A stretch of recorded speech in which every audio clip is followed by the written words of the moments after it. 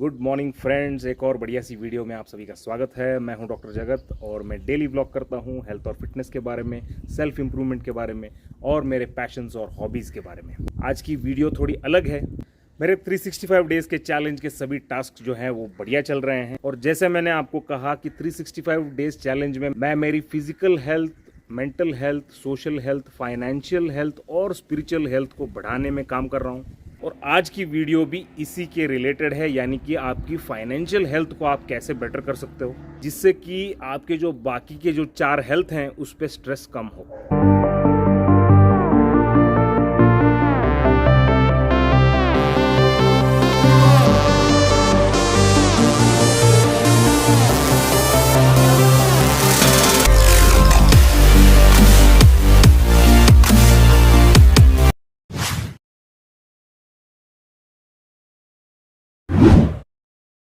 तो आज बढ़िया सा दिन है और मैं सारे जो मेरे डेली के टास्क हैं उसको ख़त्म करके मैं अभी ऊपर आया हूँ।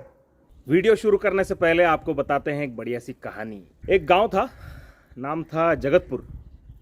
उस गांव में पानी की कोई सोर्स नहीं थी और गांव के पास एक तालाब थी जहां से हर रोज़ लोग जो हैं चल के पानी लेके आते थे। तो गांव के सारे बड़े लोग जो थे उन्होंने मिलके एक डिसीजन लिया कि ये काम किसी को दिया जाए ताकि किसी तरह से इस पानी को गांव तक लाया जाए। तो इस काम के लिए 2 लड़के सामने आए, राम और श्याम, और इन दोनों को वो कॉन्ट्रैक्ट दिया गया। राम और श्याम दोनों के पास पैसे नहीं थे। राम ने बिना किसी देर किए सीधे गया शहर और वहां से 2 बकेट उधार लेके आया और सीधे काम पे लग गया, यानी कि सुबह से शाम तक पूरे दिन वो 2 बकेट से पानी लाता गया और गांव में देता गया। हर बकेट के हिसाब से उसको कुछ पैसे मिलते थे। वो बड़ा खुश था कि उसकी लो इन्वेस्टमेंट में इमीडिएटली जो है वो काम शुरू हो गया। लेकिन इस बीच जो है शाम जो है वो गांव छोड़ के चला गया। लोगों ने सोचा कि शायद ये काम से डर के चला गया होगा, लेकिन 15 दिन बाद शाम लौटा कुछ लोगों के साथ, क्योंकि शाम जो है वो सिटी जाके कुछ इंजीनियर्स और इन्वेस्टर्स से मीटिंग्स करके डील करके प्रोजेक्ट को फाइनलाइज करके आ गया था। आते ही उन्होंने फटाफट काम करना शुरू कर दिया। काम ये था कि वहां से गांव तक पाइपलाइन बनाया जाए। इस काम को 6 महीने लगे और इस काम में काफ़ी पेशेंस की ज़रूरत थी, क्योंकि शाम की कोई इनकम इसमें नहीं थी। जैसे कि इस काम में सारे इन्वेस्टर इन्वेस्ट कर रहे थे, तो जब पानी स्टार्ट होगा तभी उसका रिटर्न ऑफ इन्वेस्टमेंट आएगा और उसका एक पार्ट इन्वेस्टर और जो बिल्ड किए हैं इंजीनियर्स उनको जाएगा और कुछ पार्ट जो है वो शाम को मिलेगा। पाइपलाइन बनाने में कुछ दिक्कतें भी आई, क्योंकि बीच में जिन जिन के जगह थे उनको भी तो पानी देना था और उसके बाद छोटे मोटे चैलेंजेस वो भी आते गए।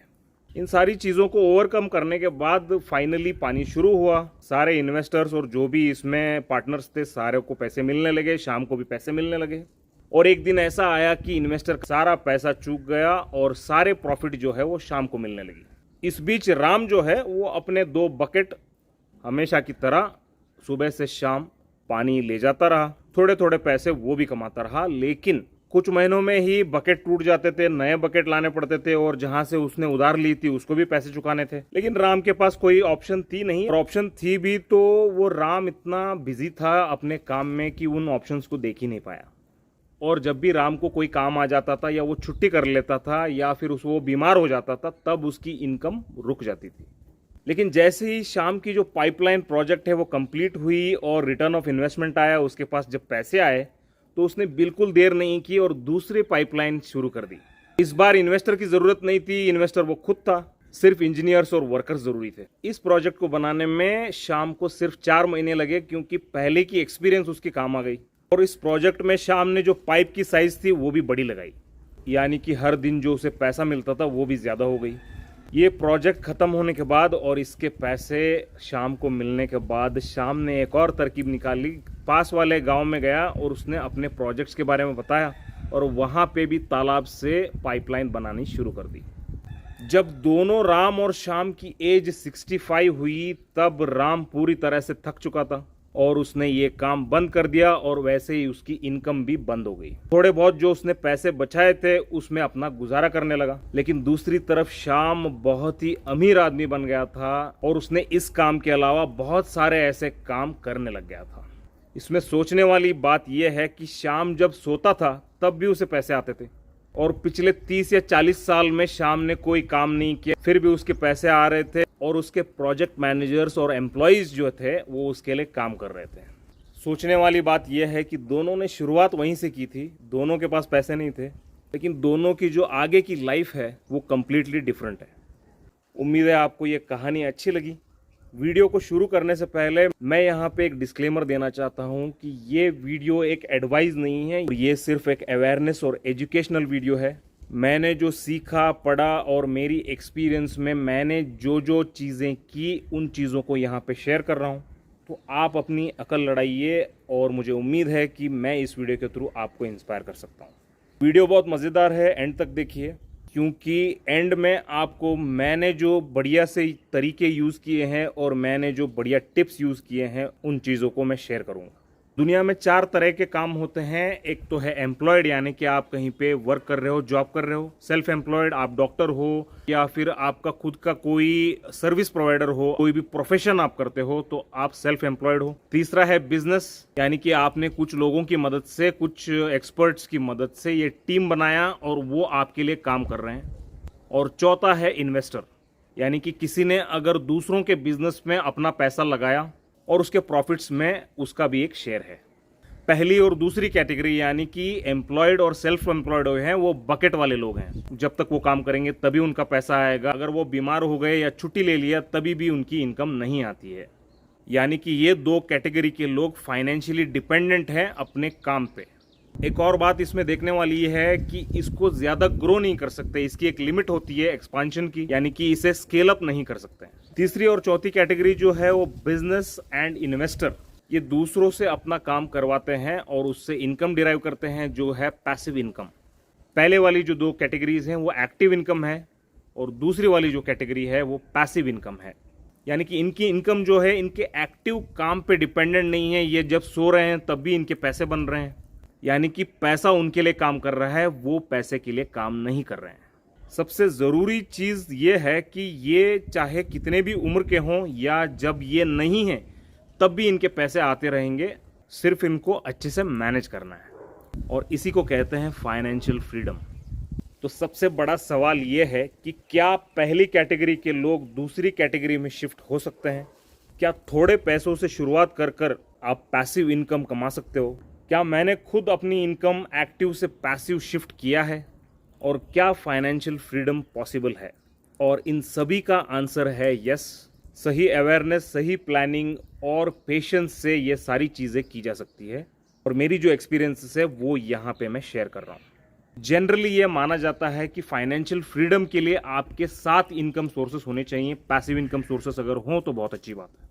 फेमस इन्वेस्टर और दुनिया के सबसे अमीर आदमियों से एक वॉरेन बफेट ये कहते हैं, if you don't find a way to make money while you sleep you will work until you die. यानी कि आप पैसिव इनकम क्रिएट नहीं करोगे तो आपको ज़िंदगी भर काम करते रहना पड़ेगा।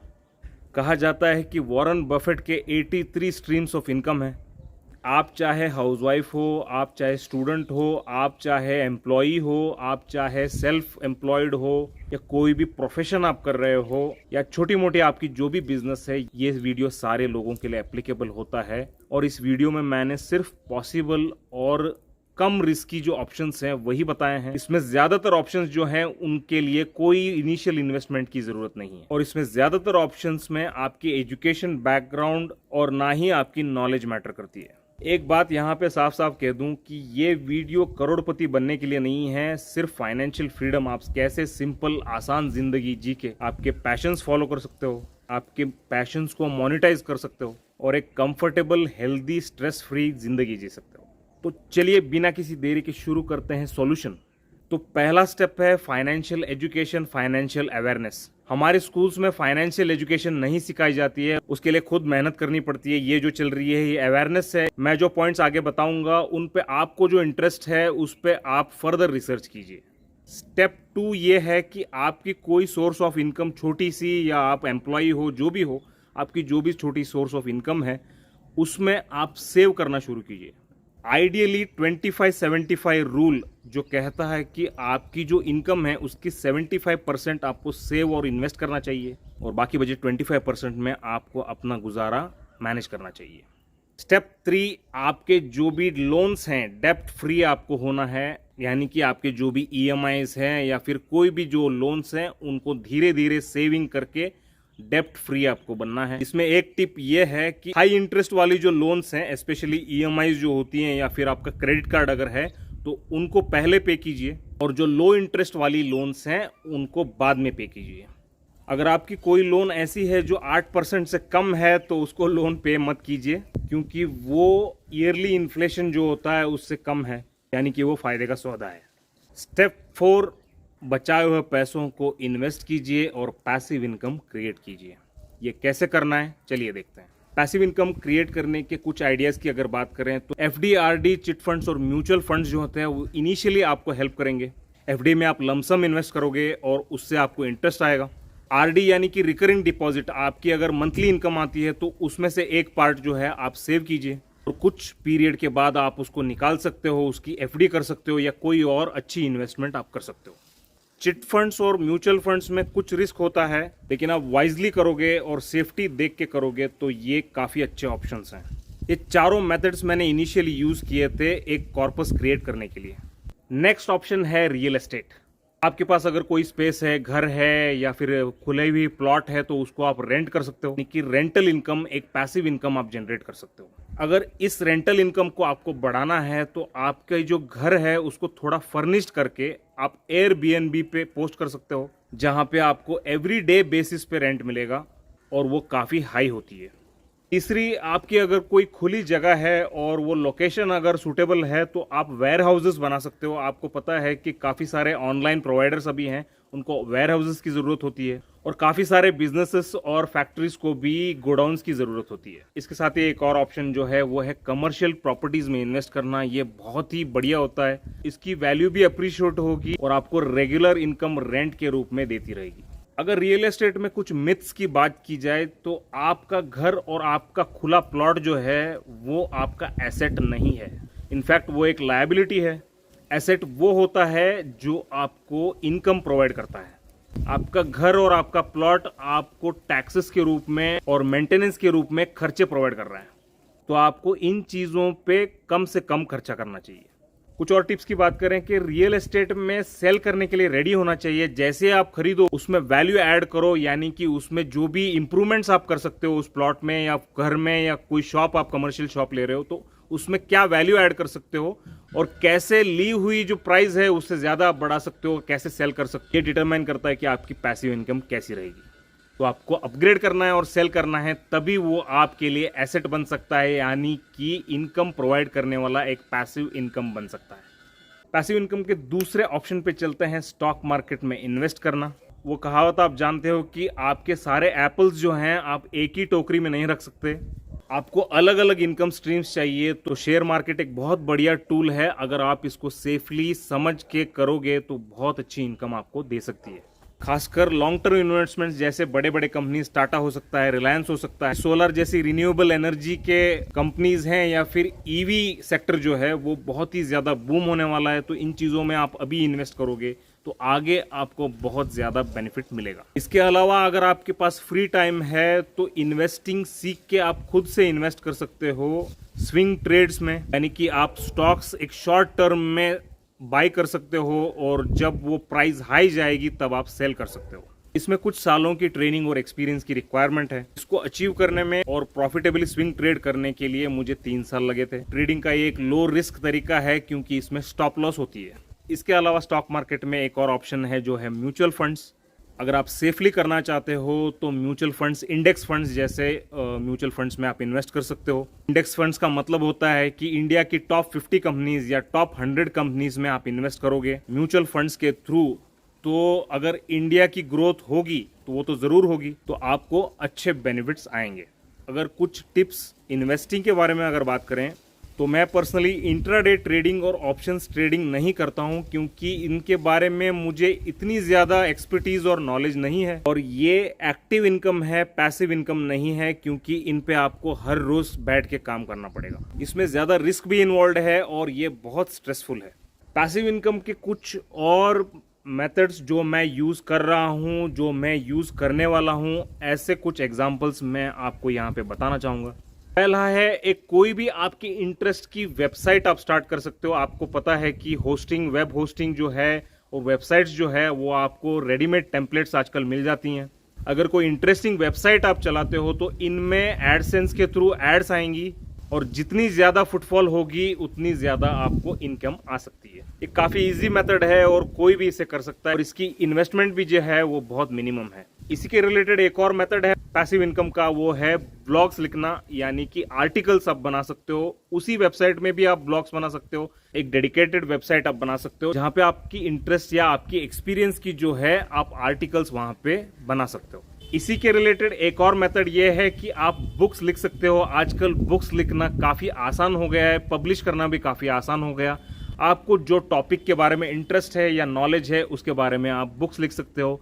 आप ई बुक्स भी लिख सकते हो, यानी कि उसी बुक को एज ई बुक फॉर्म में आप प्रोवाइड कर सकते हो जहां पे ऑनलाइन शॉपिंग से आपके एक्चुअल बुक्स या ई बुक्स लोग खरीद सकते हैं। आप बिलीव नहीं कर पाओगे कि बहुत सारे ऐसे स्टूडेंट्स हैं जिन्होंने काफी सारे ई बुक्स और बुक्स लिखे हैं और काफी अच्छी सेल भी हो रही है। यहाँ पे मैं क्लियर कर दूं कि जरूरी नहीं है कि आपकी बुक सुपर फेमस हो जाए, आपको छोटी छोटी इनकम भी आती रहे तो काफी है।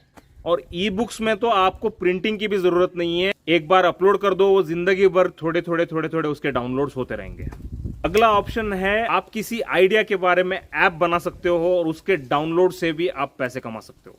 आपको कोडिंग की नॉलेज नहीं है, किसी को आप हायर कर सकते हो और आपकी आइडिया से आप ऐप बना के उसको अलग अलग प्लेटफॉर्म पे प्रोवाइड कर सकते हो।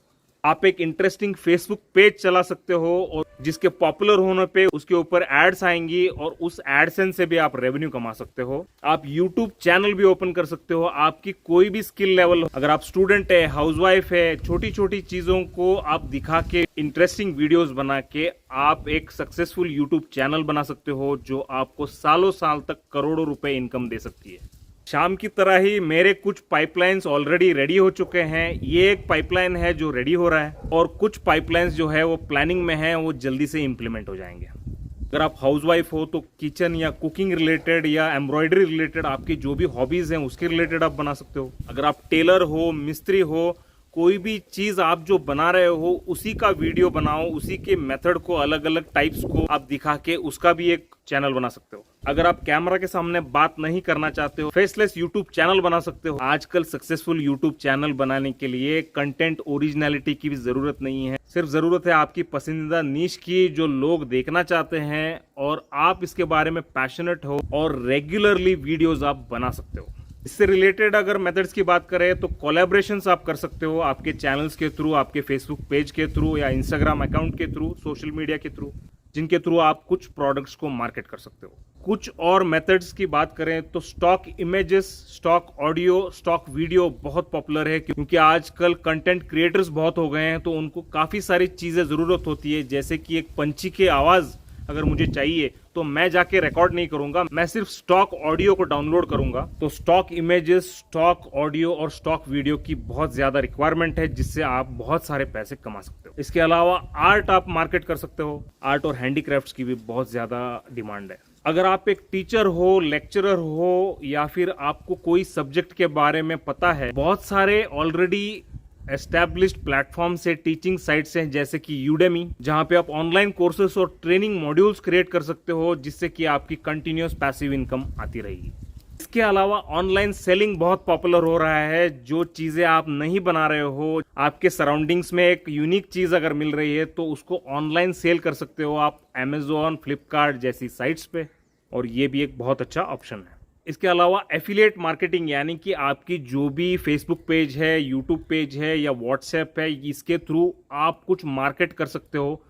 ऑलरेडी एग्जिस्टिंग जो सेलिंग, दूसरे जो सेल कर रहे हैं अमेजोन पे, उनकी एफिलिएट लिंक आप दूसरों को देख के उसका एक छोटा पोर्शन आप कमा सकते हो। इसके अलावा थर्ड पार्टी मैन्युफैक्चरिंग, यानी कि कोई और अगर मैन्युफैक्चर कर रहा है तो उनको ऑर्डर देके आप अपनी ब्रांड का एक प्रोडक्ट मैन्युफैक्चर कर सकते हो। फॉर एग्जाम्पल टी शर्ट्स, काफी सारे साइट्स ऐसे हैं जो आप टी शर्ट अपनी डिजाइन से कस्टमाइज कर सकते हो। वो टी शर्ट ना आपके घर आएंगी, जिनको भी वो डिजाइन पसंद आएगा वो डायरेक्टली उनको शिप होंगी। आप खुद भी एक ऐसी सिस्टम क्रिएट कर सकते हो। शॉपिफाई एक ऐसी स्टोर है जहां पे आप स्टोर बना सकते हो। आपकी वर्चुअल मैन्युफैक्चरिंग से आप अपने प्रोडक्ट्स वहां पे लिस्ट कर सकते हो। डिलीवरी जैसे डिलीवरी साइट से आप उसको लिंक करके घर बैठे ही आप अपनी मैन्युफैक्चरिंग सिस्टम डेवलप कर सकते हो।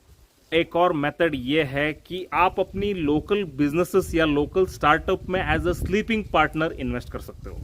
ऊपर जो बताई गई हैं इनमें से ज्यादातर चीजें मैं ऑलरेडी कर रहा हूं या उन पे काम चल रहा है। जैसे कि आपको पता है कि मैं डॉक्टर हूं। पहले राम की तरह मैं बकेट से काम करता था। उस काम के साथ साथ शाम की तरह कुछ पाइपलाइंस भी मैंने स्टार्ट की हैं। काफी अच्छी सेविंग्स मैं कर रहा हूं, जिसकी वजह से जो भी EMI या लोन्स थे वो सारे मैंने बंद कर दिए हैं। यानी कि माइनस से 0 और 0 से मैं अब प्लस में हूं।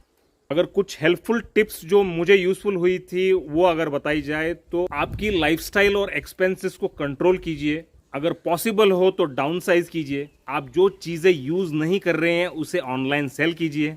जैसे कि पुरानी फर्नीचर है या फिर साइकिल है या ट्रेडमिल है, आपके पास जो भी चीजें हैं इनको सेल करके आप एक छोटी सी अमाउंट से भी ऊपर बताए गए जो तरीके हैं उनसे आप उसको मल्टीप्लाई कर सकते हो। अगर आप सेल नहीं करना चाहते हो और आप कोई चीज अगर यूज नहीं कर रहे हो फिलहाल, तो उसको रेंट आउट कर सकते हो। जैसे कि आपकी यूज ना की हुई कार है या ओपन प्लॉट है जहां पे आप पार्किंग स्पेस के लिए अलाउ कर सकते हो, या कोई जगह छोटी सी जगह है आपके घर में तो वो एक ऑफिस या कोई छोटी सी बिजनेस के लिए आप रेंट आउट कर सकते हो, या गोडाउन के लिए रेंट आउट कर सकते हो। अगर आपकी टेरेस है, टेरेस को आप रेंट आउट कर सकते हो। तो आपकी कोई भी चीज आपको जरूरी नहीं है और दूसरों को उसकी अगर जरूरत है तो आप रेंट आउट कर सकते हो। इसके अलावा गोल्ड लोन, आपके पास जो तिजोरी में गोल्ड रखी है या फिर लॉकर में जो गोल्ड रखी है उस पे आप गोल्ड लोन ले सकते हो। इस पे इंटरेस्ट रेट कम होती है। वही पैसों से आप या तो कहीं पे अच्छी इन्वेस्टमेंट कर सकते हो, या उसी पैसों को अगर आपको ज्यादा इंटरेस्ट में कहीं पे अगर रिटर्न्स मिल रहे हैं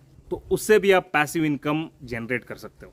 तो उम्मीद है आपको इन सारी चीज़ों के बारे में अच्छी जानकारी आ गई है। अगर एक अच्छे एडवाइस और सजेशन की बात की जाए तो आप सिर्फ आपको जो पसंद है वही काम कीजिए। यानी कि आपकी कोर कॉम्पिटेंसी, आप जो चीज़ एक्सपीरियंस आपको बहुत दिन से है तो वही काम को आप मोनेटाइज कीजिए। उसमें आपकी कंसिस्टेंसी और आपकी सक्सेस रेट जो है वो ज्यादा रहेगी। एक और जनरल सजेशन ये है कि आप ईगो को अवॉइड कीजिए और ग्राउंडेड रहिए। ईगो और फालतू की हवाबाजी जो है वो आपके पाइपलाइंस को खराब कर सकता है। एक और बढ़िया सी चीज जो आप बिना इन्वेस्टमेंट के कर सकते हो वो है हमारे चैनल को सब्सक्राइब कीजिए, वीडियो को लाइक कीजिए और आपके ग्रुप्स में शेयर कीजिए। अगर आप कोई आसान पैसिव इनकम का रास्ता जानते हो तो कमेंट कीजिए, दूसरों को भी इसका हेल्प होगा। मिलते हैं कल शाम 5 बजे एक और बढ़िया सी वीडियो में। तब तक के लिए अलविदा।